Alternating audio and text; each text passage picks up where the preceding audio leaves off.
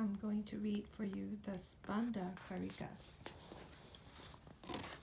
So, Spanda Karikas is written by the sage Vasagupta in the late 8th or 9th century AD and is known for the Shiva Sutras, a text revealed to him by Lord Shiva. The Spanda Karikas beautifully explains some of the subject matters of the Shiva Sutras. I will explain this to you, and I'd like to thank my friend for offering this book to me, and may all who hears this attain liberation, moksha. What does Spanda Karikas mean? Spanda means vibration, throb, pulse, or movement. In this system, it has a larger meaning. Spanda stands for pure consciousness, divine consciousness, the highest form of consciousness. It is the state of Shiva or God. It is not inert, passive consciousness. It is a dynamic, vibrant, pulsating consciousness which is throbbing with life. This consciousness is the creator of the universe and of all forms in it. It is the seed of all life forms. This is consciousness with a divine pulse or throb within it. I will read the verses. We praise that Shiva, who is the source of all energy existing everywhere, and by whose opening and closing of eyes the universe is created or destroyed, in whom this whole world rests and from whom it has come, cannot be restrained anywhere, as its nature is open.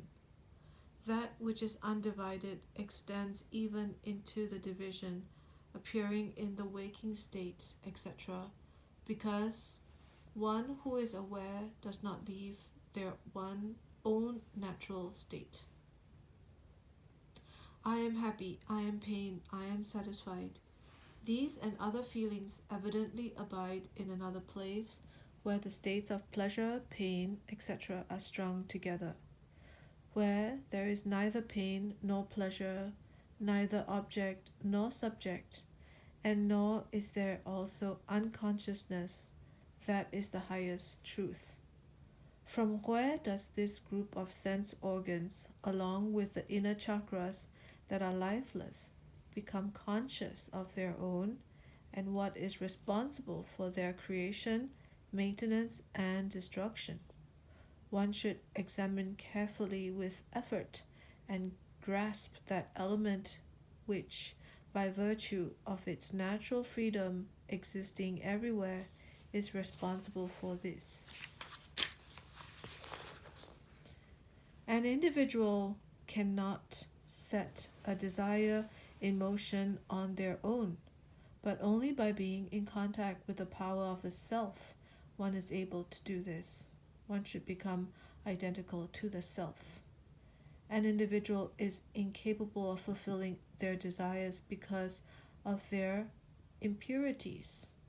When the agitation of the mind ceases, then one will enter the highest state. Then the real nature of this one is established, whose very quality is knowledge and activity. Due to this, one is then able to know and to do everything one desires. How can he who looks with astonishment at its natural state, which presides over everything, continue in this selfish way? Non-existence cannot be the state of being to strive for, as there is no consciousness and no existence there. Only from being in constant contact with consciousness can there be existence. This is for certain. For this reason, that artificial state is to be understood as similar to being continuously in deep sleep. However, the real state is not remembered as occurring in this way. Two are found to exist here, called the creator and the created. Among them, created matter is subject to decay, but the creator is imperishable. Looking at created matter dissolving into the whole, examine carefully what is being destroyed here. at the time of his death, an ignorant man thinks, I will cease to exist. But the being within us, who is the abode of the quality of omniscience, cannot be destroyed.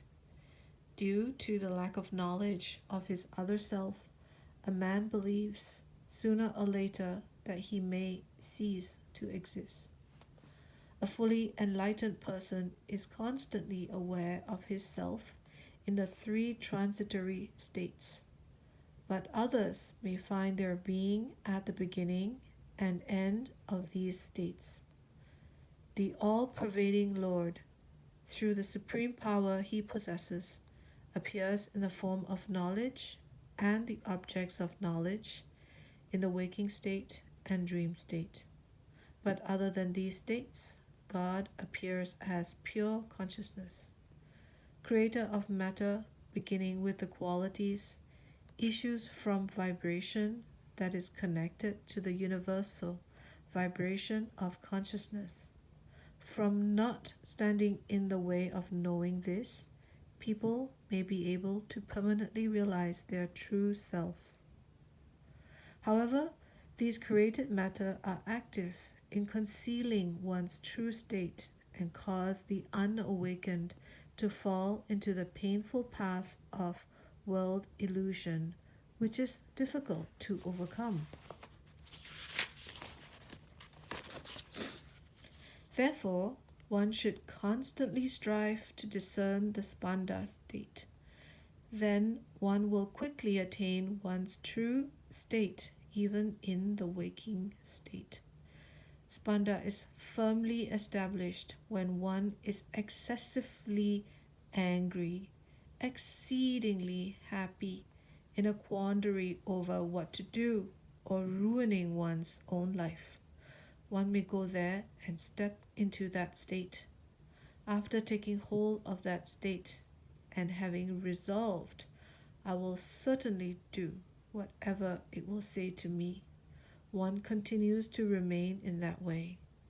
By practicing in that elevated way, both the sun and the moon cease, and energy swiftly rises upwards in the central channel, leaves the body, and enters the field of the universe. Then, in the great space, one is reabsorbed into Shiva, which the foolish belief may be like deep sleep, but the enlightened is fully awake. Seizing the power of that Spanda, the mantras get endowed with the power of omniscience and gain the ability to start the creation of matter like the creation of living creatures. Because these mantras are endowed with the properties of Shiva like tranquility and purity, by reciting them, the mind of the worshipper along with him is completely dissolved. Any living beings arise from the whole being, which contains all, therefore acquires its nature, having the form of consciousness. Therefore, on careful thought on the nature of sounds, it is clear that there is no state that is not Shiva. The experiencer, in fact, together with the objects being experienced, always, everywhere, abides in Shiva, or constantly joined to consciousness, seeing the world as a play and eager to behold. He who has all this perception is without doubt liberated while still alive. The result is, in fact, a consequence of him being intent on consciousness. Realizing one's essential state is a product of one's desire for it. This, in fact, is the attainment of the nectar of immortality. This, indeed, is the realization of the self. This is the entry into liberation which bestows the state of Shiva. According to the desire abiding in the heart, God brings about the creation of what has been desired. This is what causes the sun and moon to reach their end, resulting in the awakening of the embodied.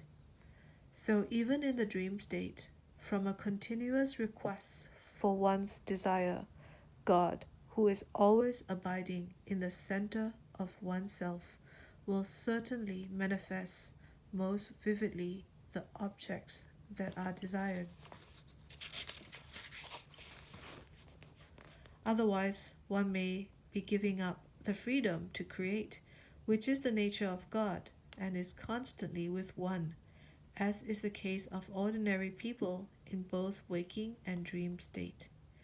Since initially one's goal manifests unclearly, however, on constant attention on the mind on it, the object is made to manifest most clearly through the continuous exercise of one's power. So in reality, remaining focused on the desire is the manner in which desired objects are manifested. Therefore, by seizing that power, one is able to manifest a desire very quickly. Taking hold of that power, even a weak person can materialize his goal, and in the same way, a person who is very hungry may overcome his hunger. Since one achieves this by seizing this power that resides in an individual, therefore in this way, by abiding in one's own self, one will soon become omniscient for all time. Depression of the mind ravages the body and arises due to ignorance. However, if ignorance is destroyed when one awakens, how can depression continue to exist in the absence of its cause? When one is focused on a single thought, there should be the appearance of the highest state. But to know this fully awakened state, one should experience it for oneself. From this state, very soon arises the dot, from the sound, from this form, from this taste, with shaking of the body. When through his desire for seeing reality, he perceives himself absorbed in and permeating everywhere, then why say much? He will experience it for himself. Beholding the sensory world with knowledge, one should always remain awake and should attribute everything to one source. Then one is not troubled by another. The greatness of his true nature disappears because of the forces of concealment, and he becomes a victim of a group of energies appearing as a collection of sounds, and he is known as bound. Going into the sensory world made of subtle elements, beliefs arise which cause the taste of supreme immortality to vanish, and with that he loses his freedom. Moreover, these energies are always ready to conceal one's real nature, because without obstruction by sounds, no beliefs can arise. The energy of Shiva, having the nature of doing, resides in the bound individual and causes bondage. And when it is understood that it stands in the way of realizing one's own nature, it brings about complete liberation. Due to the appearance of the body, consisting of the 5 subtle elements, one believes that they are the body. Identifying with the 8 constituent parts of the body hinders the appearance of one's true state. The existence of this belief causes one to become subservient to sensory pleasures. For this reason, one experiences mundane existence. Now we will explain the means for ending the mundane existence. Now, when one is firmly rooted in oneself, then there is a disappearance of the individual and the appearance of one's true nature. When, with the mind under control, one enjoys the experience of life, and then one becomes lord of the circle of energies. I received the wonderful speech of my guru, whose words have beautiful meanings. They are like a boat that enables one to cross the deep ocean of doubt. One should seize the wealth of knowledge, though difficult to obtain, that is placed hidden in the interior of the heart and will always be for the benefit of all beings. then, like Vasugupta, one will certainly go to Shiva. Om Namah Shivaya, Om Namah Shivaya, Om Namah Shivaya. May all beings attain moksha. Namaste.